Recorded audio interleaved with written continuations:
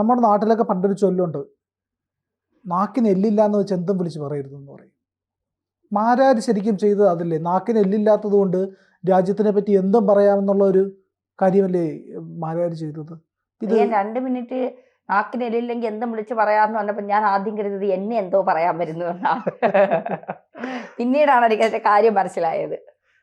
അപ്പോൾ മാരാരുടെ ഈ പരിപാടി ഇപ്പോൾ കൃത്യമായിട്ട് നാട്ടുകാർക്ക് മനസ്സിലായിട്ടുണ്ട്. നാട്ടുകാരെ അതിനെ ചോദ്യം ചെയ്യുകയും ചെയ്തു. ഇപ്പൊ മാപ്പ് പറച്ചിലായിട്ടാണ് വന്നിരിക്കുന്നത്.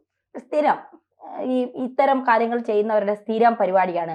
1-2 ആളുകൾ എടുത്തിട്ട് അലക്കി കഴിയുമ്പോൾ, കേസായി കഴിയുമ്പോൾ, കേസിന്റെ വ്യാപ്തി എത്രത്തോളം ഉണ്ട് എന്നുള്ള ഭയം വരുമ്പോൾ ഈ വായ്ത്താളവും എല്ലില്ലായ്മയും ഒക്കെ അങ്ങ് മാറും. പ്രത്യേകിച്ച് ഒരു രാജ്യദ്രോഹ കുറ്റം എന്നൊക്കെ പറയുമ്പോൾ നമുക്കത് ചിന്തിക്കാമല്ലോ. ഇപ്പോൾ BNS 152 വകുപ്പ് പ്രകാരമാണ് ഇദ്ദേഹത്തിനെതിരെ കുറ്റം ചുമത്തിയിരിക്കുന്നത്. 20 വർഷം വരെ ജയിലിൽ കിടക്കാം, ജീവപര്യന്തം വരെ ശിക്ഷ അനുഭവിക്കാം എന്നാണ് പറയുന്നത്. ഇദ്ദേഹം പറഞ്ഞതിന്റെ അടിസ്ഥാനത്തിലാണെങ്കിൽ ചില വക്കീലന്മാർ പറയുന്നു ഇദ്ദേഹം ജയിലിൽ കിടക്കില്ല എന്ന് പറയുന്നു. എന്തായാലും അത് അവിടെ നിൽക്കട്ടെ. ഇദ്ദേഹം ജയിലിൽ കിടന്നാലും കിടന്നില്ലെങ്കിലും ഇനി ഒരാളും ഇന്ത്യക്കെതിരെ ഇത്തരം സംസാരിക്കാൻ പാടില്ല. അതാണ് നമുക്ക് ഇന്ത്യയിൽ ഇരുന്നുകൊണ്ട് ഇന്ത്യയുടെ സ്വാതന്ത്ര്യങ്ങളെല്ലാം അനുഭവിച്ചുകൊണ്ട് പിന്നെ നമ്മൾ ഇപ്പൊ പ്രിയൻ ഇന്ത്യയിൽ ജീവിക്കുന്നു, ഇന്ത്യയുടെ എല്ലാ സ്വാതന്ത്ര്യ പ്രിയൻ അനുഭവിക്കുന്നു, സംരക്ഷണം പിന്നെ നമുക്ക് ഒരു പോറൽ പോലും ഏൽക്കാതെ നമ്മുടെ സേനകൾ നമ്മളെ ചേർത്ത് പിടിക്കുന്നു, നമ്മുടെ സർക്കാരുകൾ നമുക്ക് തരുന്ന ആനുകൂല്യങ്ങൾ, ഇവിടെ ഇരുന്നു കൊണ്ട് ഇന്ത്യക്ക് വിരുദ്ധമായ ഒരു പോസ്റ്റ് നമുക്ക് ഇന്ത്യയിൽ ഇരുന്നു കൊണ്ടിടാം. വേറെ ഏതെങ്കിലും രാജ്യത്ത് പോയി ആ രാജ്യത്തിനെതിരെ ഒരു പോസ്റ്റ് ഇട്ടാൽ പിന്നെ നമ്മുടെ കഴുത്തിന് മുകളിൽ തല കാണുമോ? നമുക്കിവിടെ ആവിഷ്കാര സ്വാതന്ത്ര്യമുണ്ട്, പിന്നെ സംസാരിക്കാനുള്ള സ്വാതന്ത്ര്യമുണ്ട്, ആരെയും തെറി വിളിക്കാനുള്ള സ്വാതന്ത്ര്യമുണ്ട്, ഇന്ത്യൻ പ്രധാനമന്ത്രിയെ തന്നെ തെറി വിളിക്കാൻ ഇവിടെ സ്വാതന്ത്ര്യമുണ്ട്. ആ രാജ്യമാണ് നമ്മുടേത്. വേറെ ഏതെങ്കിലും നാട്ടിൽ ചെന്നിട്ട് പാകിസ്ഥാനിൽ ചെന്നിരുന്ന ഷെവാസ് ഷെരീഫിനെ തലയ്ക്ക് വിളിച്ച ഇട്ട് കൊടുക്കുവോ? ആ വിളിച്ച് നാക്ക് അകത്താവണതിന് മുമ്പേ തല വന്ന് വെട്ടിയെടുത്തോണ്ട് പോകും. അതാണ് അവിടെ സംഭവിക്കുന്നത്. ഈ കേരളത്തിലും ഇന്ത്യയിലും കുറെ പാകിസ്ഥാൻ സ്നേഹികളുണ്ട്. ഇവിടെ ഇരുന്നുകൊണ്ട് പാകിസ്ഥാനെ പൊഴുത്തി പറയും. നിങ്ങൾ അവിടെ ചെന്ന് ഇരുന്നിട്ടൊന്ന് ഇന്ത്യ പൊഴുത്തി നോക്കൂ. ഇന്ത്യ എന്ന് പറയുമ്പോഴേ അവന്റെ കാര്യത്തിലൊരു തീരുമാനവും. ഇത് തന്നെയാണ് അഖിൽ മാരാർ. എനിക്ക് തോന്നുന്നു ഇപ്പൊ കുറെ പേർ പറയുന്നത് ഇയാൾക്ക് ഇടതുപക്ഷ ചായ്വുണ്ട്, അതുകൊണ്ട് അടുത്ത തിരഞ്ഞെടുപ്പിൽ ഒരു സ്ഥാനാർത്ഥിയായി മത്സരിക്കാൻ വേണ്ടിയിട്ടാണ് ഇപ്പോ ഇത്തരത്തിൽ വായ്ത്താളം അടിച്ച് വലിയ സംഭവം എന്നൊക്കെ പറഞ്ഞുകൊണ്ട് ഇയാൾ രംഗത്തെത്തിയത്. തനിക്ക് എല്ലാം അറിയാവുന്ന ഭാവമാണ്. എല്ലാം തികഞ്ഞവരായി ആരും ഉണ്ടെന്ന് എനിക്ക് തോന്നുന്നില്ല. എല്ലാം തനിക്കറിയാം. ഈ റിട്ടയർഡായ സൈനിക ഉദ്യോഗസ്ഥനാണ് തന്നോട് ഈ കാര്യങ്ങളൊക്കെ പറഞ്ഞത്. ഇന്ത്യൻ ഗവൺമെന്റ് പറഞ്ഞിട്ടില്ല, പ്രധാനമന്ത്രി നരേന്ദ്രമോദി പിന്നെ ജനങ്ങളെ അഭിസംബോധന ചെയ്തപ്പോൾ ഈ കാര്യം പറഞ്ഞിട്ടില്ല, പിന്നെ ആഭ്യന്തരമന്ത്രി പറഞ്ഞിട്ടില്ല, പ്രതിരോധ മന്ത്രി പറഞ്ഞിട്ടില്ല, വിദേശകാര്യമന്ത്രി പറഞ്ഞിട്ടില്ല, ദേശീയ ഉപദേഷ്ടാവ് പറഞ്ഞിട്ടില്ല. ഇന്ത്യയുടെ കാര്യങ്ങൾ കൈകാര്യം ചെയ്യുന്ന ആരും ഈ പറഞ്ഞ സംഭവത്തെ കുറിച്ച് ഒരു വാക്ക് പോലും മിണ്ടിയിട്ടില്ല. പക്ഷെ അഖിൽ മാരാർ പറയുന്നു റിട്ടയർഡായ സൈനിക ഉദ്യോഗസ്ഥരും ചില BJP നേതാക്കളും പറഞ്ഞു ഈ പിന്നെ നമ്മളെന്താ പറയുക, ഈ അടുക്കള വശത്തിരുന്ന് പെണ്ണുങ്ങള് പിന്നെ സൊറ പറയുന്നത് പോലെ ഈ ചായ കുടിക്കുമ്പോൾ എന്തെങ്കിലും അപ്പുറം വീട്ടിൽ നുണ പറയുന്നത് കേട്ടിട്ട് അത് പിന്നെ അങ്ങാടിയിൽ വന്നിരുന്ന് പറഞ്ഞാൽ 4 നല്ല അടി കിട്ടും എന്നുള്ളതിന് ഇപ്പോ തെളിവായി എന്നുള്ളതാണ്. അതായത് ബലൂചിസ്ഥാന് ഇന്ത്യ ആയുധങ്ങൾ കൊടുത്ത് പാകിസ്ഥാനിൽ സംഘർഷാവസ്ഥ ഉണ്ടാക്കി. ഇതാണ് പിന്നെ അഖിൽ മാരാർ പറഞ്ഞത്. ബലൂചിസ്ഥാന് ഇന്ത്യ ആയുധം നൽകി, എന്നിട്ട് പാകിസ്ഥാനിൽ ഇന്ത്യ സംഘർഷാവസ്ഥ ഉണ്ടാക്കി. ഒന്ന് ആലോചിച്ച് നോക്കൂ. ഏപ്രിൽ 22-ാം തീയതി നമ്മുടെ 26 നിരപരാധികളായ സഹോദരങ്ങളുടെ ജീവിതം മതം ചോദിച്ചുകൊണ്ട് തീർത്ത അവന്മാരുടെ കാര്യമാണ് ഈ അഖിൽ മാരാർ പറയുന്നത്. അതിന് ഇന്ത്യ തിരിച്ചടി 15-ാമത്തെ ദിവസം, നമ്മുടെയൊക്കെ വീട്ടുകളിൽ 16-ാം ദിവസം ഈ അടിയന്തരമുണ്ട്, അതിന്റെ തലേ ദിവസം അവന്റെയൊക്കെ ഉച്ചിയില് ഇന്ത്യ മറുപടി കൊടുത്തു എന്നുള്ളതാണ്. അവിടെ ചെന്ന് 9 ഭീകര താവളങ്ങൾ ഇന്ത്യ അടിച്ചു തകർത്തു. ഭീകര താവളങ്ങളാണ്. പാകിസ്ഥാനെ തൊട്ടിട്ടില്ല, പാകിസ്ഥാന്റെ സിവിലിയൻസിനെ തൊട്ടിട്ടില്ല, പിന്നെ പാകിസ്ഥാനിലെ സൈന്യത്തെ തൊട്ടിട്ടില്ല, ഭരണകൂടത്തെ തൊട്ടിട്ടില്ല, ഒരു മനുഷ്യർക്ക് പോലും ഒരു പോറൽ ഇന്ത്യ ഉണ്ടാക്കിയിട്ടില്ല. ഭീകരരെയാണ്, 100ഓളം ഭീകരരെ വധിച്ചു എന്ന് പറയുന്നു, 9ഓളം ഭീകര ക്യാമ്പുകൾ വധിച്ചു.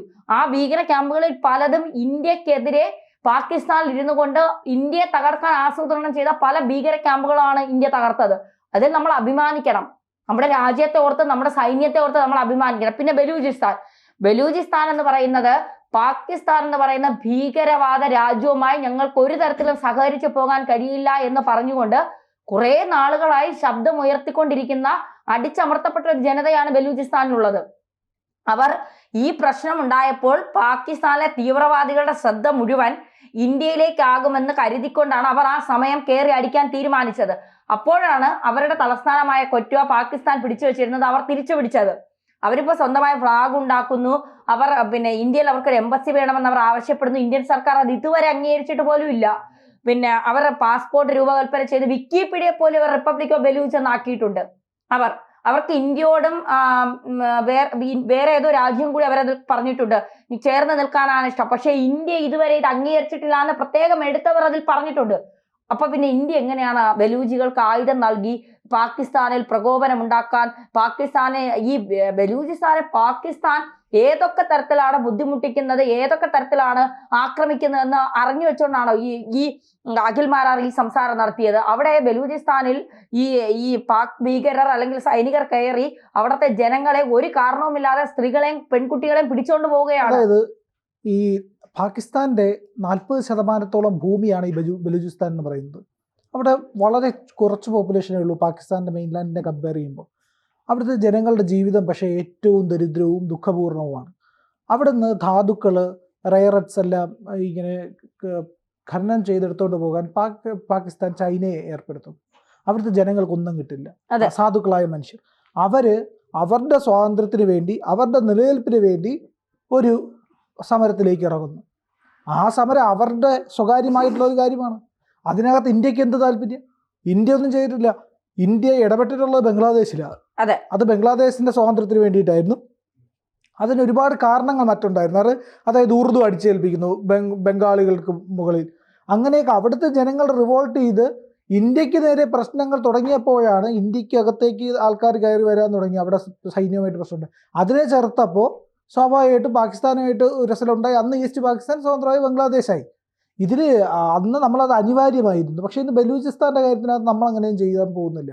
അങ്ങനെ അഥവാ എന്തെങ്കിലും ചെയ്യുന്നുണ്ടെങ്കിൽ ഇന്ത്യ അത് പറയുമല്ലോ. ഇന്ത്യ അത് പറഞ്ഞിട്ടില്ല. പറയാത്ത കാര്യത്തിൽ എന്തിനാണ് ഈ പറയുന്ന മാരാരെ പോലുള്ളവർ ഈ കാര്യങ്ങൾ ഇന്ത്യയുടെ വായിൽ തിരികാൻ? ബിഗ് ബോസിൽ വന്ന് കപ്പടിച്ചത് കൊണ്ട് ഭയങ്കര സംഭവമായോ?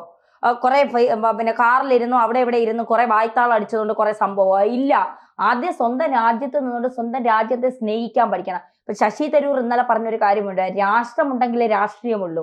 നമുക്ക് ആദ്യം നമ്മൾ കാലുറച്ച് നിൽക്കുന്ന മണ്ണ്, അത് നമ്മുടെ ഇന്ത്യ മഹാരാജ്യമാണ്. ഇവിടെയാണ് നമ്മുടെ കാലിന് ഉറപ്പുള്ളത്. മറ്റൊരിടത്ത് ചെന്നാലും നമ്മളെ അവിടെ നിന്ന് അടിച്ചോട്ടിക്കും, ഇല്ലേ? വേറെ ഏത് രാജ്യത്ത് നമ്മൾ പോയാലും ആ രാജ്യത്തെ പൗരന്മാർ മാത്രം മതിയെന്ന് പറഞ്ഞ് നമുക്ക് വന്നാൽ നമ്മൾ ആ രാജ്യത്ത് നിന്ന് തിരിച്ചു വരേണ്ടി വരും. നമ്മുടെ ഇന്ത്യൻ മഹാരാജ്യത്ത് നമ്മളെ ആരും ഓടിച്ചു വിടാൻ പോകുന്നില്ല. ഇവിടെ ഈ കലിമ ചൊല്ലിക്കൊണ്ട് ഹിന്ദുക്കളെയും ക്രിസ്ത്യാനികളെയും തമ്മിലടിപ്പിക്കാൻ നോക്കി. ഇവിടെ എത്ര ഹിന്ദുക്കളും ക്രിസ്ത്യാനികളും തമ്മിലടിച്ചു? അതാണ് ഇന്ത്യ എന്ന് പറയുന്ന രാജ്യം. നമുക്കറിയാം, നമ്മുടെ സഹോദരങ്ങളാണ് ക്രിസ്ത്യാനികളും ഹിന്ദുക്കളും മുസ്ലിങ്ങളും പാഴ്സികളും ജൈനവരും എല്ലാവരും നമ്മുടെ സഹോദരങ്ങളാണ്. നമുക്ക് ഒന്നിച്ചൊരു പ്രശ്നം വരുമ്പോൾ നിൽക്കാൻ അറിയാം.